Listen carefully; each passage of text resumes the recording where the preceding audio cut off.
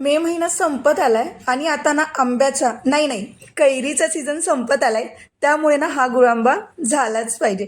कच्ची कैरी आणि गूळ वापरून अजिबात सुद्धा साखरेचा वापर न करता किती शाईन आले तुम्ही गुळांब्याला बघू शकताय.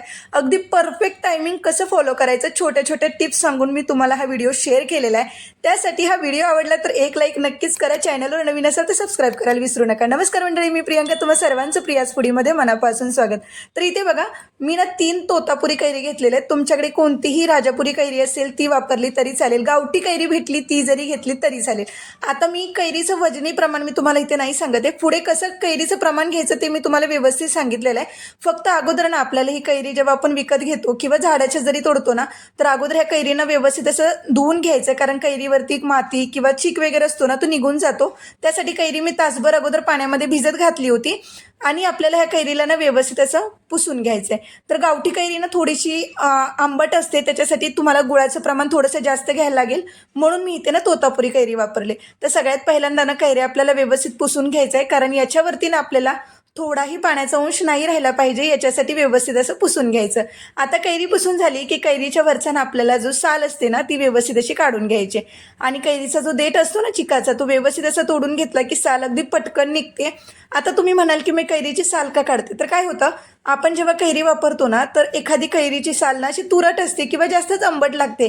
त्याच्यासाठी दोन्ही कैऱ्यांच्या साली अगदी व्यवस्थित काढून घ्या. तर मी इथे 2च का वापरलेत, तिसरी नाही वापरलेली. जर गरज पडली तर आपण ती सुद्धा वापरणार आहोत. तर सगळ्यात पहिल्यांदा ह्या 2 कैऱ्यांना आपण किसून घेणार आहोत. तर इथे बघा, मी जी किसणी वापरली ना ही छोट्या दाताची किसणी, ही मध्यम असते ना, ही जे मध्यम दात असतात किसणीचे, आणि ही आपण बटाट्याच्या किससाठी वापरतो. तर आता आपल्याला ही मध्यम दाताची किसणी ना मी याने किसून घेणार आहे. तुमच्याकडे जी कोणतीही अवेलेबल असेल ना त्याने तुम्ही ही कैरी व्यवस्थित अशी किसून घेऊ शकते. आता इथे बघा, कैरीनं व्यवस्थित अशी किसली जावी त्याच्यासाठी ना वरून प्रेशर देऊन कैरीला किसायचं. तर ही कसं, ह्याच्यामुळे ना हात असे ओले होतात, तर आंबा जो कैरी ना अशी हातातून सटकू शकते, हाताला लागू शकतं.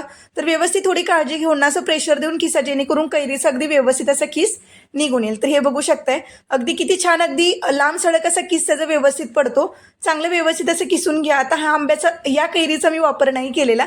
आता ह्या 2 ज्या कोया राहिलेत ना त्या मी साईडला काढून घेतलेत. व्यवस्थित असं सगळा किस मी याचा काढून घेतलेला आहे. आता सगळ्यात पहिल्यांदा आपल्याला जो किस आहे ना तो अगोदर व्यवस्थित असा वाटीने किंवा तुमच्याकडे काही भांडं असेल ना त्याने मोजून घ्यायचं आहे. तर आता या वाटीने मोजून ना मी 2 वाटी इतका व्यवस्थित असा किस मोजून घेतलेला आहे. म्हणून मला त्या आंब्याचा वापर करायची गरज नाही पडलेली. जर 2 वाटीला जर कमी झाला असता तर मात्र मग मी त्या आंब्याचा वापर केला असता. पण अगदी 2 वाटी पुरेशी किस झालेला आहे, त्याच्यासाठी आपण त्या आंब्याचा वापर नाही केलेला. आता इथे बघा, मी ही कढई घेतली. ही कढई सुद्धा आपल्याला ना व्यवस्थित अशी साफ करून घ्यायची. कुठेही त्याला पाण्याचा अंश नाही राहिला पाहिजे. अशी व्यवस्थित कढई पुसून घेतली की आता आपल्याला ही जी कैरी जी किसून घेतलेली ना याच्यातला अगदी व्यवस्थित असा पाण्याचा अंश याच्यातून काढून घ्यायचं आहे. तर इथे महत्त्वाची गोष्ट सांगते मी तुम्हाला, कैरीमध्ये जर पाणी जर राहिलं ना तर मग आपण गुळांबा बनवण्यासाठी ना व्यवस्थित असं टायमिंग फॉलो करू शकणार नाही. शिवाय ना तो गुळांबा बनवताना, म्हणजे साखरेपासून जर बनवतो तर साखरेचा पाक बनायला वेळ लागतो, पण गुळाचा जेव्हाही पाक बनवतो ना तो अगदी पटकन बनतो. तर तो अजिबात सुद्धा चुकायला नको. त्याच्यासाठी ना कैरीतलं अगोदर जे पण पाणी असतं ना ते अगोदर आपण इथे व्यवस्थित असं पिळून घेणार आहोत. तर आता इथे बघा, या कढईमध्ये व्यवस्थित अशी कैरीचा जो पाणी होतं ते पिळून काढलं आणि सगळ्या किस या कढईमध्ये घालून घेतलेला. तर बाकीचं साहित्य कसं लागणार ते सांगते. तर इथे बघा, या वाटीने मी हा कैरीचा किस होता तो आपण व्यवस्थित असं मोजून घेतलेला. तर 2 वाटी एवढा किस भरला होता. तर आता याच वाटीने ना आपल्याला 2.25 वाटी इतका गूळ घ्यायचा आहे. तर 2.25 म्हणजे किती, 1 वाटी आणि वरती 1.25 वाटी इतका. आता ही कैरी माझी जास्त आंबट नव्हती म्हणून एवढ्या प्रमाणात घेतलेला आहे. तुम्हाला जर थोडासा जास्त घ्यायचं असेल, गावठी कैरी जर वापरत असेल तर थोडासा जास्त तुम्हाला इथे घ्यावा लागेल. तर आता इथे बघा, 1/2 छोटा चमचा इतकी ना मी वेलची पूड घेतलेली आहे. त्यासाठी आपल्याला अर्धा छोटा चमचा इतकं मीठ लागणार आहे. एक मी इथे दालचिनीचा तुकडा घेतलेला आहे आणि त्यासोबतच ना आपल्याला 2 ते 3 इतक्या लवंग लागणार आहे. तर लवंगचं प्रमाण पण थोडंसं कमीच ठेवा. आणि आता एवढं साहित्य लागणार आहे. तर सगळ्यात पहिल्यांदा आपण ना जे कढईमध्ये कैरीचा किस घेतलेला आहे ना त्याच्यामध्ये आपण आता हा गूळ घालून घेऊयात. तर गूळ घातला ना की याला ना आपल्याला व्यवस्थित असं मिक्स करायचं आहे. आता इथे तुम्ही जो कोणताही कलथा वापरताय ना तो सुद्धा पूर्ण कोरडा असला पाहिजे. त्याला सुद्धाही कुठेही पाण्याचा अंश अजिबात नाही राहिला पाहिजे. याच्यासाठी ना याला व्यवस्थित असं आपल्याला इथे मिक्स करून घ्यायचं आहे. आता ह्याला फक्त ना व्यवस्थित असं इथे मिक्स करून घेणार आहोत. ह्याला विरगळत वगैरे गुळ आपल्याला इथे लगेच नाही बसायचं. फक्त ह्याला ना व्यवस्थित असं आपण इथे मिक्स करून घेऊयात.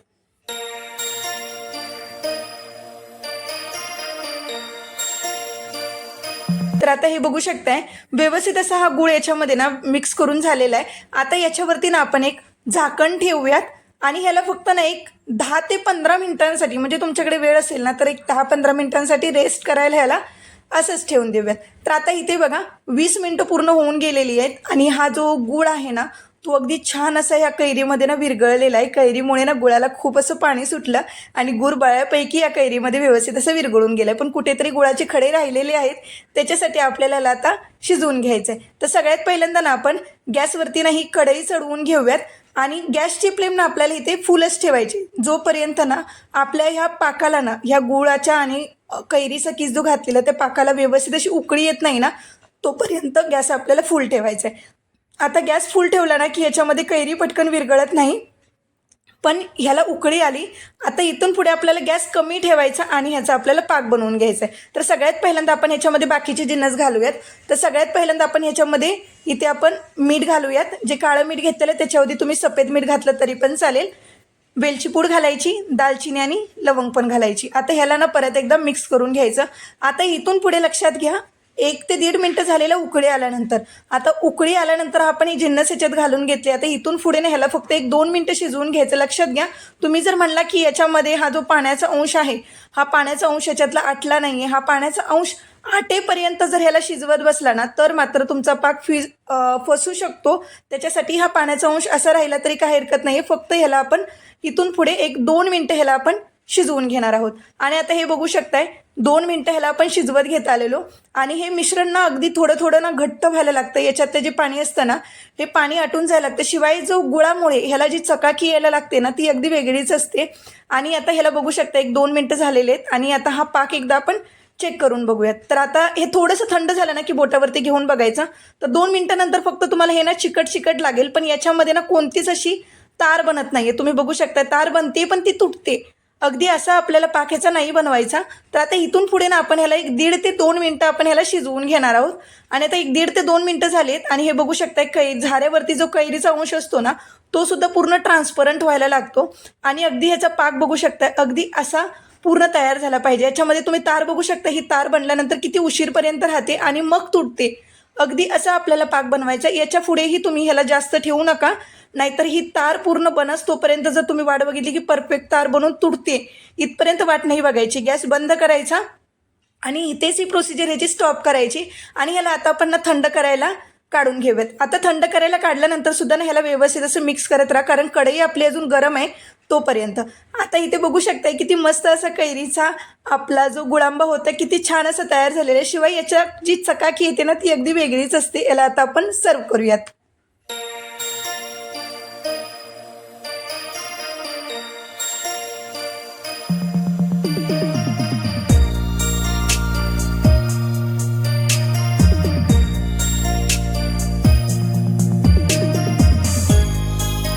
तुम्ही बघू शकताय किती सुंदर हा गुळांबा आपला तयार झालेला. परफेक्ट टायमिंग जर फॉलो केलं ना तुमचा गुळांबा अजिबात चुकणार नाही आहे. तुम्हाला हा व्हिडिओ कसा वाटला ना मला एकदा कमेंट करून नक्की सांगा.